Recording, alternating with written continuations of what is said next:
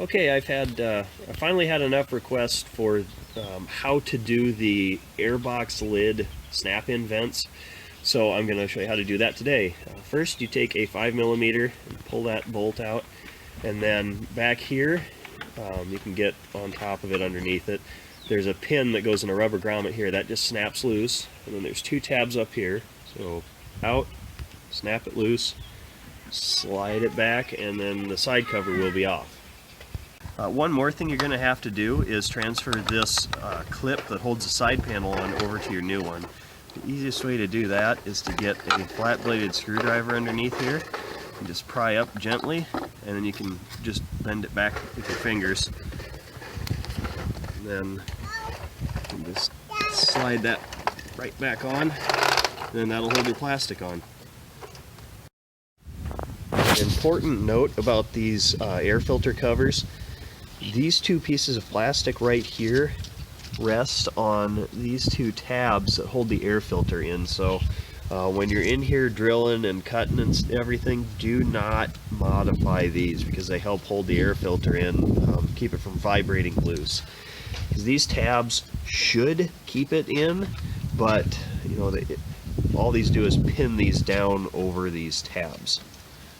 So we'll go ahead and install this. It just goes right on the same way. Put 4 screws in it.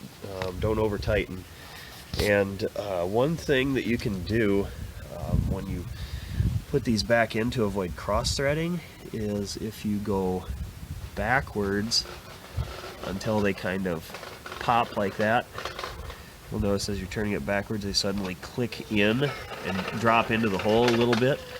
That's how you match up your threads so you don't keep cross threading over the plastic and eventually have a useless airbox that you can't keep the cover on.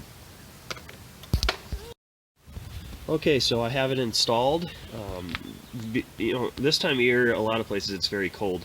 If you're gonna drill these, they are 1-inch holes.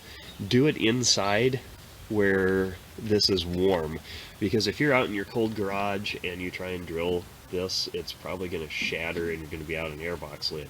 I got this from CRFs only, so I got a new lid. That way I can go back if I want to. But you can just buy the vents and put them in your cover if you want to commit to this. Just so you know, how I'm going to test this is I'm going to check my air-fuel ratio. If that gets leaner, I'll know that this is allowing more air to get into the engine and the settings I have in there are not correct. So I'll test it that way. I'll test it by feel, if I can feel any difference in throttle response, power delivery, all that kind of thing. And then how it sounds, because obviously you change your intake, it's going to sound different. I have yet to see a single dyno chart that shows just this modification being tested. And just so you know, that's how I'm going to test it.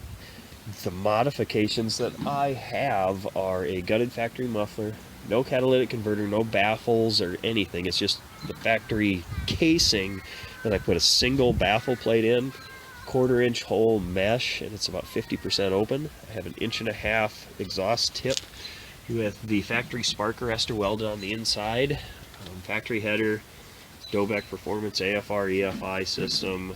I have a 305cc big bore kit. So as soon as it's warm enough to ride, I will go ahead and do that and see how it feels.